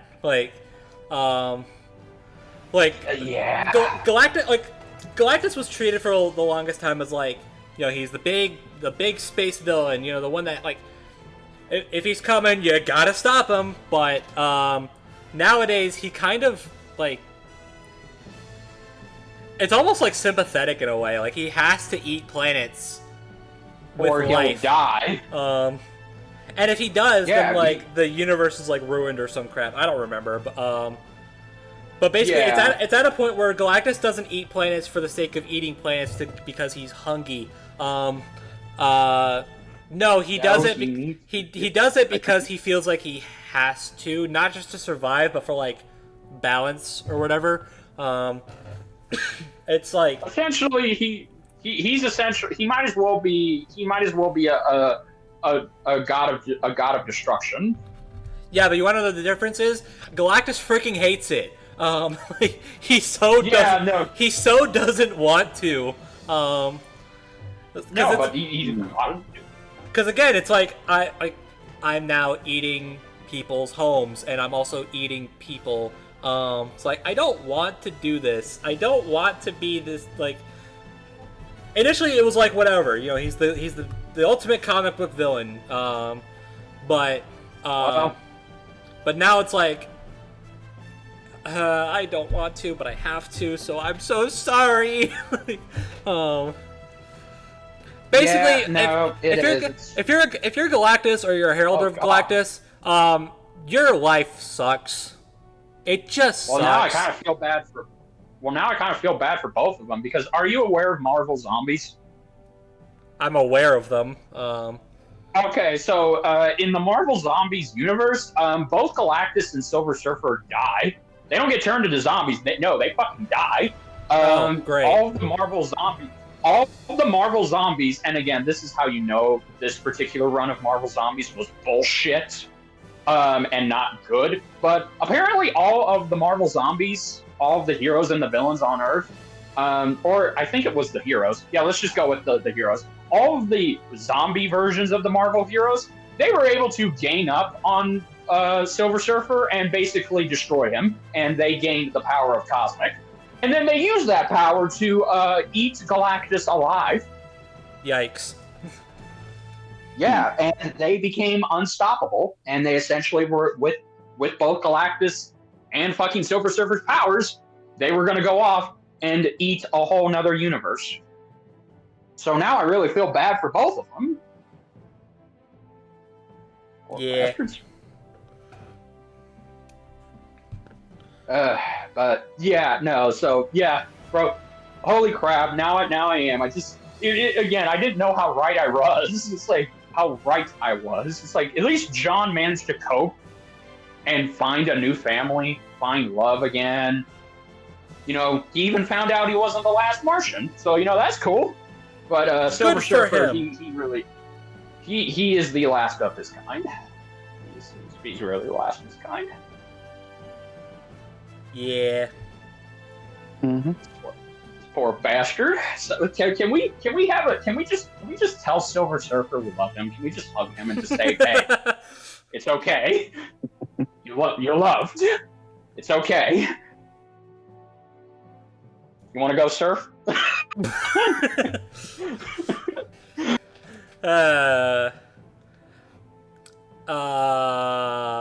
Yeah. So, I don't really have. I thought I had more to say, but I don't. No, yeah. Well, I'm sorry, ZDogg. Tell us do you have any experience with John Jones and Silver Surfer? Nope. Okay, that's good to know. Cool. All right, cool. I really wish I could add on to it, but like, yeah, I mean, I know they exist. I'm sure they're cool and interesting characters. I just really don't have any experience with them, sadly. Like not even Injustice, because I had the Wii U version of Injustice that didn't get Scarlet, but that didn't get Martian Manhunter and Zatanna's DLC. So you know what? That's fine. God. Unfortunate. I still enjoyed the game, but yeah.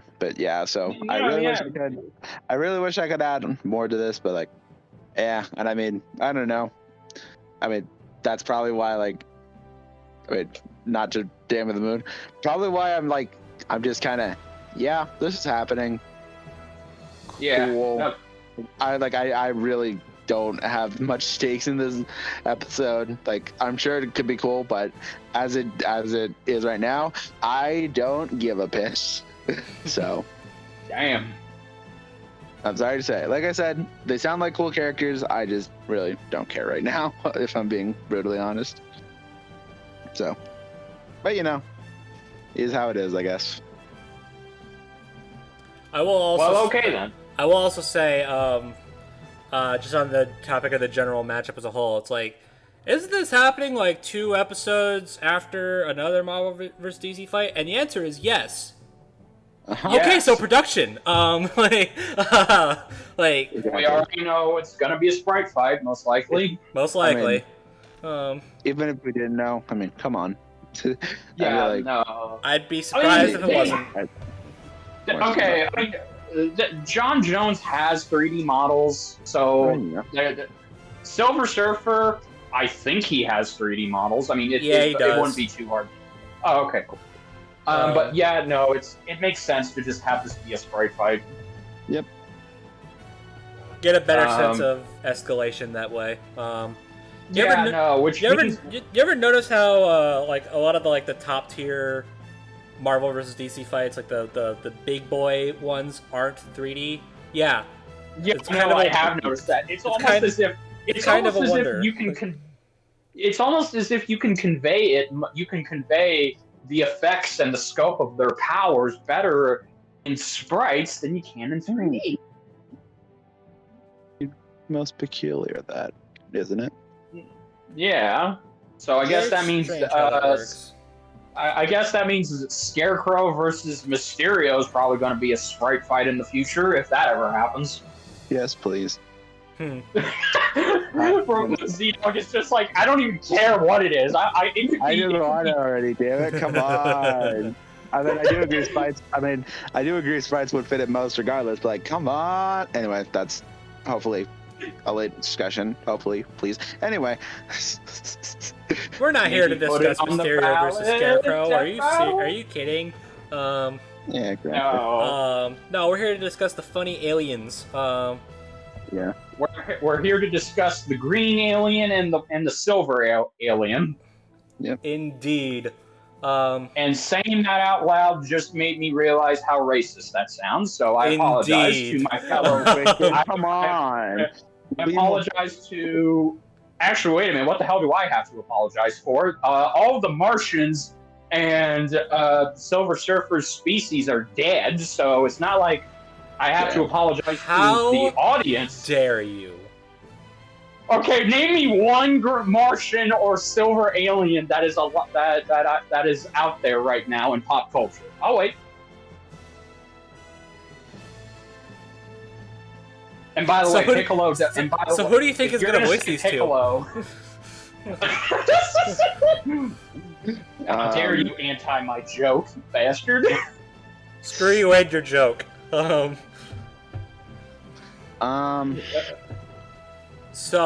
I will say I will say I think for Jean we're probably gonna get something along the lines of the Justice League cartoons.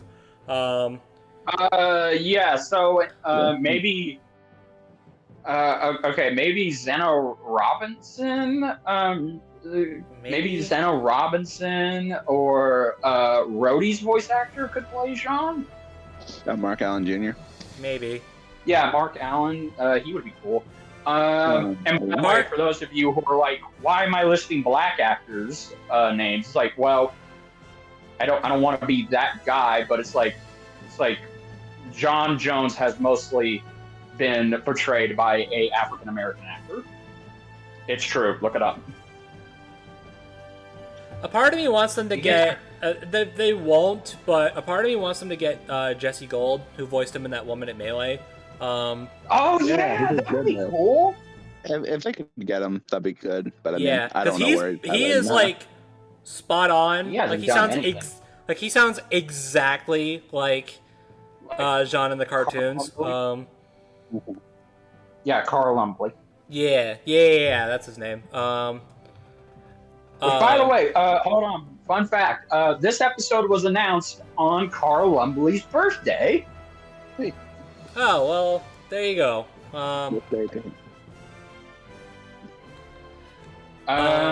Yeah. So okay. I think the bigger question is who the hell is voicing the Silver Surfer? Because he, like I said, he doesn't have. Because like I said, he doesn't have the one. He doesn't have that.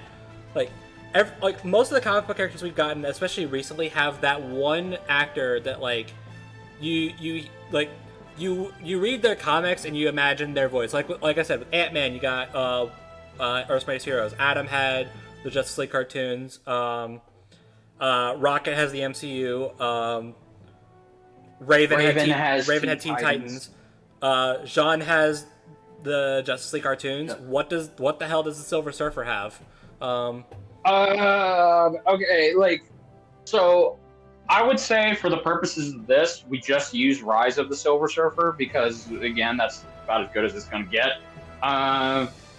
In which he has a very calm, collected, peaceful, mellow, kind of monotone voice. Like, he sounds ancient. He sounds tortured. And but he can still have his badass moments here and there. So essentially, he's pretty much almost identical to Jean in terms of his voice, I would say. And oh my God, that is a good question. Who could you get? Who could have that? We need to get. I guess you would have to look for somebody who could have that kind of commanding yet passive, booming voice.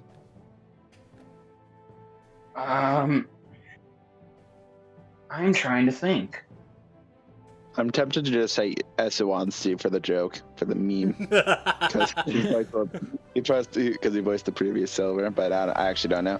I mean, who knows? Maybe, I'm blanking on the name. Maybe Tom Schalk has a good one in him, maybe. I don't know. Yeah, no. Maybe. I think Tom when all else fails, go to Tom Schalk. Yeah, exactly. That's what I'm thinking right now. God. I mean, well, okay. Maybe, well, no, I mean, because I was going to say, maybe Tom could just do a similar voice to his Omni-Man voice. Because I think that kind of voice could work for Silver Surfer, but you have to dial it back, like, a lot. You just have to kind of keep the pitch low. And that's the thing. Silver Surfer, he isn't a person of many words. I mean, hell, neither of these two are. Nah. So, yeah, no, I think maybe Tom and Mark could be be good. Maybe. I can, yeah, no, I don't know. That's just me. Although again, I'm not ever saying no to more Tom Schulk.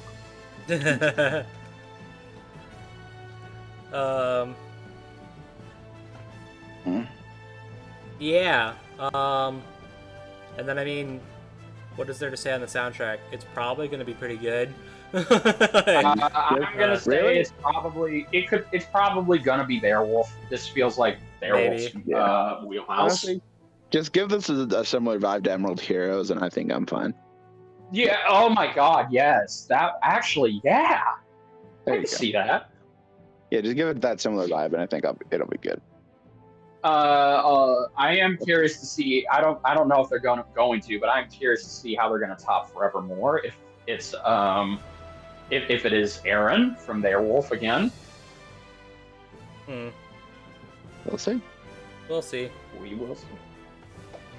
All right then. Well, we've gone over the production aspect. Yep, and then just wrap it up with the overall crew. Yes. Yeah. Who's writing, directing, Yeah. researching? Give us the deets.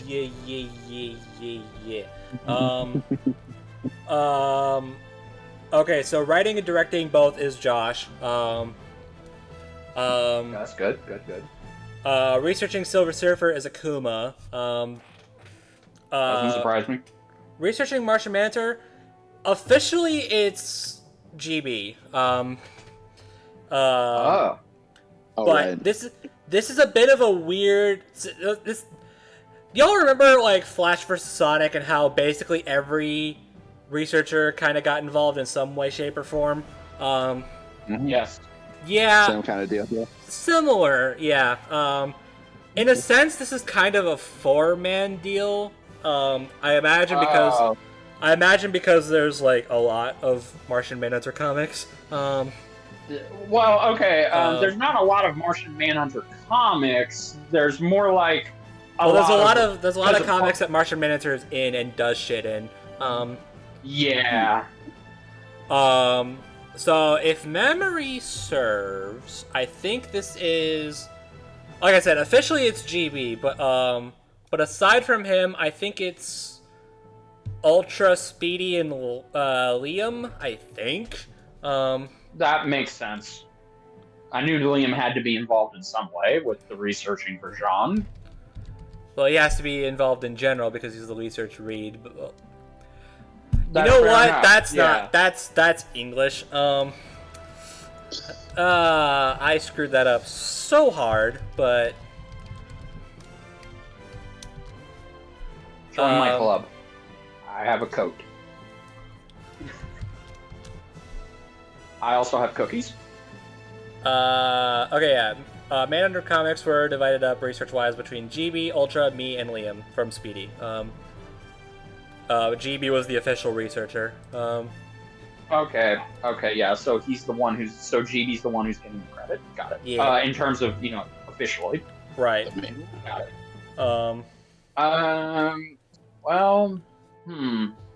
And then I guess this is another. I feel like this is kind of redundant to bring up at this point, but this is another Parker edit. So, Yeah. we've been going back and forth between him and DJ. Why would we stop now? Exactly. That was last season. And then yeah. Oh, I almost forgot. What is this on the cipher wheel? All right. Almost forgot about that. I think it's the star. I can see it's the star. Yeah. That makes sense for it to be the star. Yeah. I also seen someone else say it could be the wave because. Oh yeah, because surf and mind waves from Martian Manhunter, something like that. Mind Wave is a bit of a stretch, but all right. The star is the safest bet. I mean, I don't know. I could see it. I understand why it's the wave, but yeah, it's probably the star. I'd buy this. Probably. I'd buy this being the wave over Stitch versus Rocket being the wave. Yeah. So, but either way, I think it's the star. Yeah. which means Stitch vs. Rocket is probably the Beaker after all. But, I still think I don't see how Stitch vs. Rocket isn't the Beaker. I seriously don't. Seriously, it's like there were Space Hawaii and Stitch was surfing on waves. Jesus, how obvious can you get? So anyway, I guess now that we got that out of the way, yeah, who be winning? That's a good question. That's a good question. Yeah. And I think I have an answer. I think I do too, actually. The only thing I that's already really know my answer. the only thing that's really stopping me is that. Okay, so here's the thing. So, like usual, I'm going under the assumption that these two are basically dead even in terms of strength and speed. Yeah, in terms of strength, speed, and durability, not so much because again, John does have his limits in terms. He's durable, yes, yes, he can regenerate his body, but there is a limit to his regeneration. It's not, fucking Deadpool, where he can literally regenerate from being a pile of ash. But in terms of just strength, speed, I would say they are mostly dead even, but I would not be surprised if they gave Silver Surfer the speed advantage because his surfboard. Maybe. Yeah, I mean, because the thing is, and I think it's and I can comfortably say this. John is essentially the Martian equivalent of Superman. Yeah, he's pretty even much. Been stated. Yeah. He's even been stated in comics to be either on, if not more powerful than Clark. Yeah. Martian Manhunter is at least as strong as Superman. Yeah. So. Therefore, they can scale. I think they could scale. They can either scale him to Clark, or they could. Yeah, no, because I was gonna say they can't scale Jean to Darkseid or the Helmet of Fate. But I think scaling him to Clark would be the best. Yeah. So I'm working on the assumption that finding out who wins via stats alone is just not happening. It's not possible. So it just comes down to their abilities. And the only problem I'm running into is that Silver Surfer has a metric crap ton of abilities and hacks, and I don't know if Martian Manhunter resists any of them. Okay, so here's because all right, Jean's basic abilities, he has a lot of basic abilities that are probably within Silver Surfer's wheelhouse, but to go over them, he of course has his telepathy. He is regarded as one of the most powerful telepaths in the DC universe. Yeah. He has shape-shifting. He can literally transform and shape-shift his body into any person or anything. But in fact, that's how he's able to maintain his secret identity on Earth. He can shapeshift into a man. He can even shapeshift into a woman if he wanted to, or an animal. Doesn't matter. He, of course, he can even shapeshift into other creatures on Earth, or creatures that don't exist on Earth. I think he does have heat vision. I think he has Martian vision. I could be wrong. Don't know what that is, but he has what? It's Martian vision. I don't know think if that's mostly. I don't know if that's the same thing. Go. It probably is, but I think we can count it as X-ray vision, I guess, if he's got Martian vision, or it's basically. I think it means he's got similar vision to Superman, where Superman can see anything, anywhere. So maybe Jean can more or less do that. I'm gonna look it up. Probably see in the dark. Yeah, Martian vision. What the fuck is that? Okay, it's X-ray vision. He, of course, Jean possesses Martian vision, allowing his eyes to see across the electromagnetic spectrum. including X-ray vision. Okay. So it's basically X-ray vision. Okay. Yeah. Cool. Yeah. Called it. And he has like invisibility and intangibility, so that's pretty cool. Yes. He can turn invisible and be intangible. He can even phase, similar to Flash, he can phase through stuff. But unlike Flash, who has to put in a lot of effort into phasing through stuff, Jean can just do that, easily. So, do you want to know what the problem is, though? What? Is that apart from the invisibility and intangibility, well, actually not even intangibility, aside from invisibility and shapeshifting, the Silver Surfer possesses all of those abilities too, and more. Yeah, the Jean's biology. Okay, because if I remember, because the Martians do have limits to what their biology can do, and it's not like Superman or other Kryptonians, where when they go to a certain planet, their powers are affected by the color of a sun. No, they can just do these. All Martians have these abilities. Problem is, they have no other hacks other than that. It's basically main thing is telepathy, which, to be fair, the telepathy is freaking insane. But yeah, no, the shit John has done with his telepathy, it does make him it makes him a danger. Like, if he was the one, if out of all the Justice League members to go rogue, Jean would probably be the most unpredictable. Yeah. Because that's the thing. He can fuck with your mind. He can tear down mental barriers that you've put up. He can get and access anything in your mind. Hell, he can even lobotomize you and leave you as a vegetable. Mm-hmm. If he so wanted to. He could even make you kill yourself. Yeah, that's... Yeah, exactly. Again, and he also has... And again, he's one of the... He actually helped. And he can also create mental barriers. Because it was Jean who helped Clark develop his mental barriers to help protect him from psychic shouts. And from anyone getting into his mind. Mm-hmm. Which, Silver Surfer possesses telepathy, so that's probably not going to be very helpful. If anything, yeah, they're just gonna... I would imagine the telepathy is just both of them being able to see into each other's past.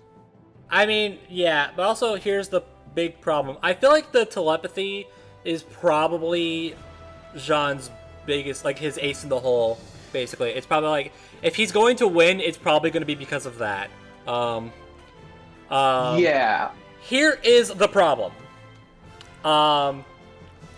Is that the Silver Surfer... Yeah, it's not GG yet.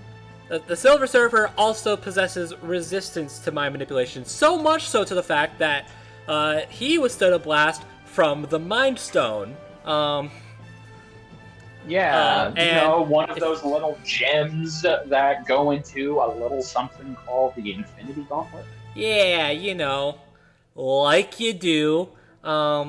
Like you do. Now, I don't know if Jean's... It's possible that Jean's telepathy has worked on people who also possess resistance to mind manipulation. And if that's the case, okay, cool, fair enough. But it's the freaking mind gem. We heard about that before. That thing's freaking busted. I would like to believe that, well, Jean, as I said, Jean is regarded as one of, if not the best telepaths in the DC universe. I don't think Jean's telepath can compete with the Mind Stone. He's good. He's very, very fucking good. And like Brobuscus said, I would not blame anybody if they said, oh, well, all Jean has to do is just mind fuck the Silver Surfer. And boom, GG. but Silver Surfer has proven in that he can withstand mental attacks from people like Jean. In fact, he took it a step further and was able to resist the fucking Mind Stone. Yeah. I don't know how Jean can compete. And by the way, that blast from the Mind Stone was by a character named Moondragon, and she was able to shut down the brilliant mind of one Professor Xavier, who is also the strongest telepath in the Marvel universe. Yeah. If it wasn't obvious, I think we're siding with the Silver Surfer. Yeah, no, I feel like this is pretty much a game of Uno, and Silver Surfer just has a bunch of reverse cards that can just throw back anything Jean can throw at him. Yeah. Because that's just it. And also, too, let us not forget, there's something else. Because I've seen people say I've seen people list this as both an advantage for the Silver Surfer, but also a weakness. Is the Silver Surfer's board? He essentially was given the power of Cosmic by Galactus. Yes, and the power Cosmic. Our first full dive into that nonsense. Yeah, exactly. And the board is basically what gives him his powers. So, and I've seen people say, again, I don't know if this is a weakness as of this recording. I would have to check with some friends who would know that probably better than I would. But supposedly, back in the good old days, the only way to beat Silver Surfer was to remove him from his board, which, easier said than done. Right. But once he was off the board, he would essentially just, be a regular alien that wouldn't have much power. Because, again, he needs his board. Considering similar weaknesses like, if you remove Dr. Fate's helmet, he loses his magic. If you remove Magneto's helmet, he loses his resistance to mental attacks. Considering those aren't really a thing anymore, I imagine taking the Silver Surfer off his board probably isn't a thing anymore either. Yeah, no. And again, let's say hypothetically, maybe that is still the weakness of Rad.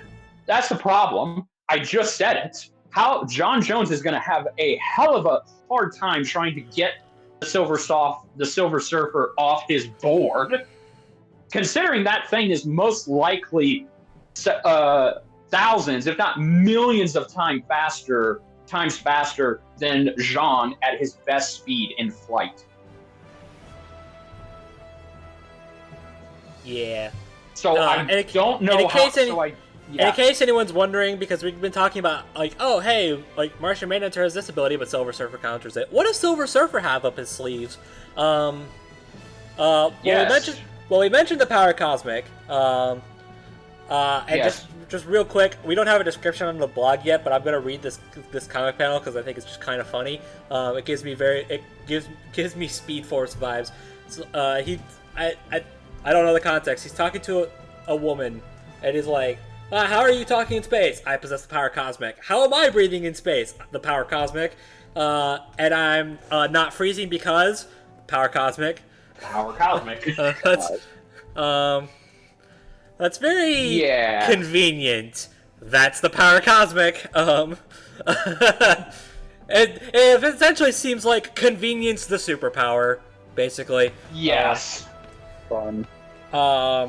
Aside from that, though, he's got energy manipulation, because of course he does. He's got matter manipulation, enhanced senses, phasing, regeneration, time travel, telepathy, telekinesis, memory erasure, oh gosh, transformation, power amplification, existence erasure, immobilization, force fields, transmutation, soul manipulation, matter manipulation, biology manipulation, temperature manipulation, healing. He's got a lot. I feel like biomanipulation and erasure existence will probably be the thing that can undo John Jones, because Now, I mean, it is very possible that Jean has shown resistance to literally every single thing I've just said. And I don't know about it. I don't know either, because okay, that's the thing though.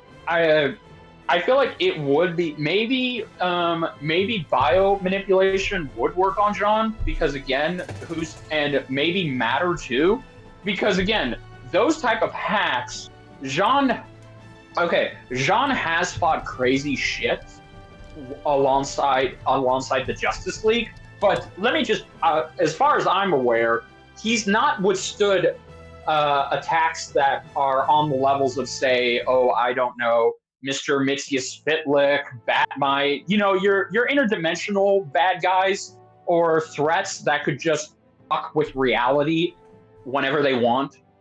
I'm pretty sure that is something he hasn't dealt with. So I would like to think that if that is in case the fact, then I would say that, yeah, Silver Surfer could just fuck with John on any level he wants in terms of how he wants to beat him. I mean, hell, for all I know, he probably could just undo his invisibility, because that isn't an ability. That is something that is a part of John and his species' biological. It's a part of their physiology.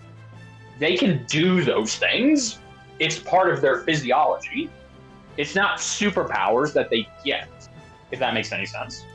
Okay, so I just looked on what is easily the most trustworthy site, Versus Battles Wiki, to see what resistances Jean has. I'm seeing time manipulation. Okay, does Silver Surfer have time manipulation? Time travel. That's probably not the same thing, but anyways, reality warping, mind manipulation. So okay, they both resist mind manipulation. That's pretty neat. Sound manipulation? What? Okay. And that's it.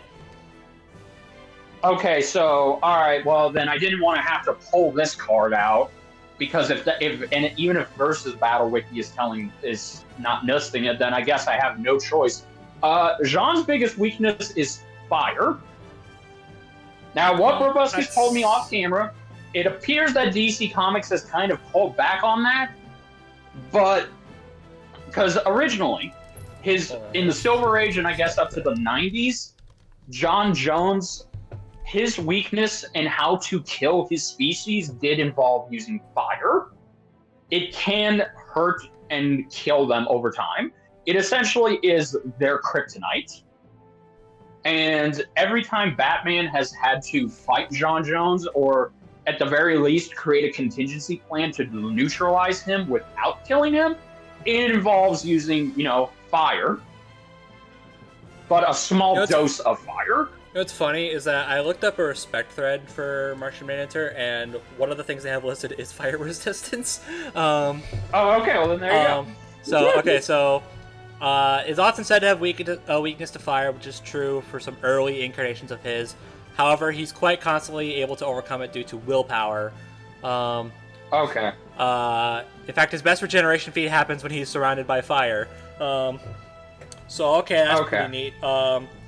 It's fine with magma, takes a napalm blast, flies through a wall of fire. Yeah, I don't think fire is going to be that big of a deal. Okay, well, let me just say this, because this fight is going to get cosmic. Well, Maybe base fire won't be able to kill him, and I do think that is, now I understand what you meant. Base fire won't kill him. If anything, it will not be able to put him down. And maybe he'll be able to willpower through it. But let's say Silver Surfer uses the MacGuffin that Death Battle always loves to use. They practically have a timeshare there. Think you know where I'm going with this? I do. I think that John would probably not be able to withstand that, because as far as I'm aware, I don't think he's survived being in direct sun, in the vicinity of the sun, or even being in a burning star. Because I think, a little bit of fire won't kill him. It'll hurt him, maybe, but he'll regenerate from it. But if you throw his green Martian ass into the whole fucking sun, then that's gonna be a bit of a problem.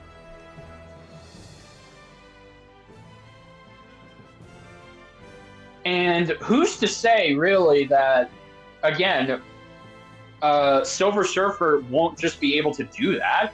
Because Silver Surfer does have energy attacks. I don't know, maybe, and since both of them are even, I was gonna say maybe it's possible that Silver Surfer could just fuck with Jean into just, making him believe he's on fire. Okay, so I just posted a comics panel in our chat. First of all, I love this art style. I just love seeing this. Yes. But also, one of the things he says, it's so hard to see because it's so freaking small. I always scan my body on the molecular level for parasites and bacteria. Nothing. I'm cured, Clark. Fire no longer affecting me in any way. Yeah, so there you go. I don't know. Does the name Manchester Black mean anything to you? Yes, of course. Of course it does. Well, he takes a fire blast from him. So there you go. Again. So there you go. I don't think, unless Death Metal wants to be cruel with the death, because, they had done that before. I don't think, Martian Manhunter being weak to fire is going to be that big of a factor. Well, no, again, and to be fair, I believe it when he says, I believe when Jean is in this panel, he's talking about just regular fire. That's it, regular, not fucking sun level fire.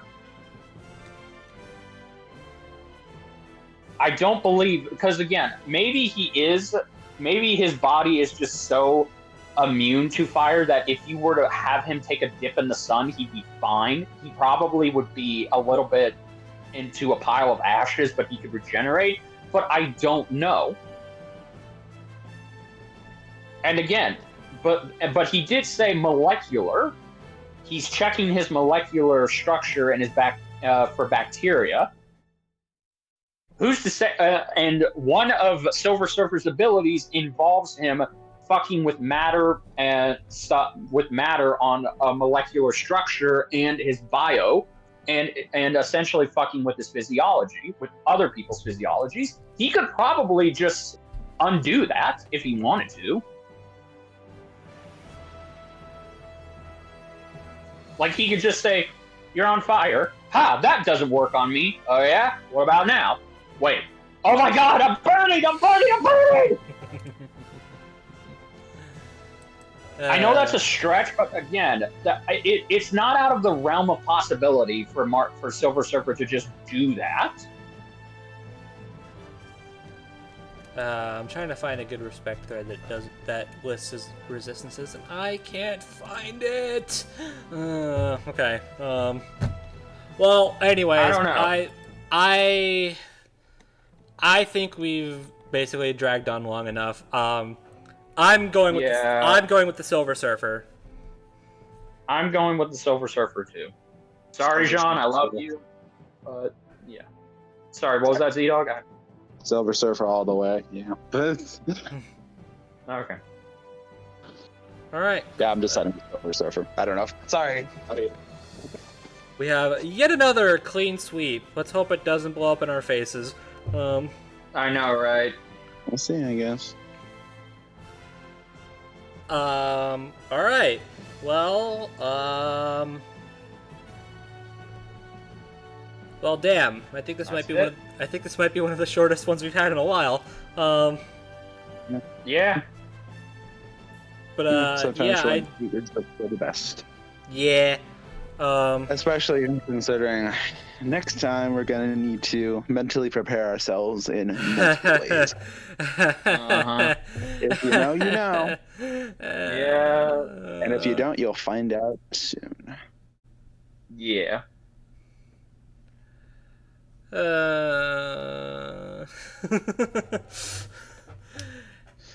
If you're wondering why Brub's in so much pain, you'll find out on the next episode. Haha.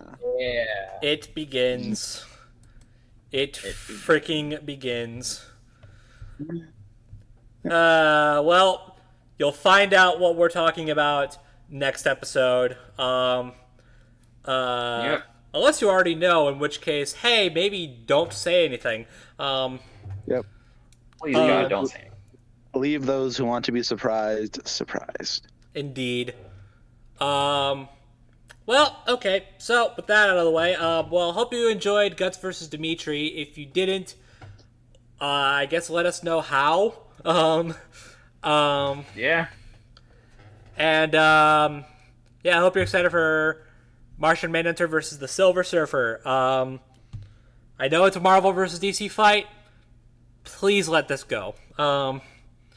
Yeah, come on, man. It could still be good. It could probably be potentially just as good, if not on par with Phoenix versus Raven. So you never know. You never know. I know that's like low-hanging fruit at this point, but I'm so sick and tired of people writing off Marvel versus DC fights off the drop of a hat. Same. Thank you. Stop doing that, please. Give the episode a fair chance regardless. I'm saying this when I'm clearly the least excited of this episode, mind you. Just give it a fair chance. Come on. Mm-hmm. Yeah. Please. I'm still even though I'm not interested in it at the moment, I'm still gonna look forward to it because I know it could probably do some cool stuff. You never know. This could probably, you know what? This could probably be the best episode of the season. You wouldn't know. You wouldn't know. I get it. We all, the whole thing about season 7. I understand to an extent. Season 7 was 2 years ago. Let it go. Please let it go. It's funny. I've seen a few people in some Discord servers saying that this community deserves another season 7, and at this point, I'm kind of tempted to agree. Because holy crap, you don't know. Hell, I think we should be wrapping up, but I think Akuma said we could do. They're not going to, but they could do an entire season of Marvel vs. DC fights and still have each episode feel different from each other. Yeah. And I'm like, I mean, yeah, they could. I mean, please, for the love of God, don't. But you could. Yes. But okay. Anyways, yeah, should wrap up.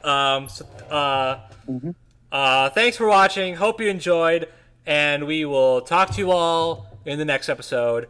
Pray for us. Bye, everyone. Have a good one.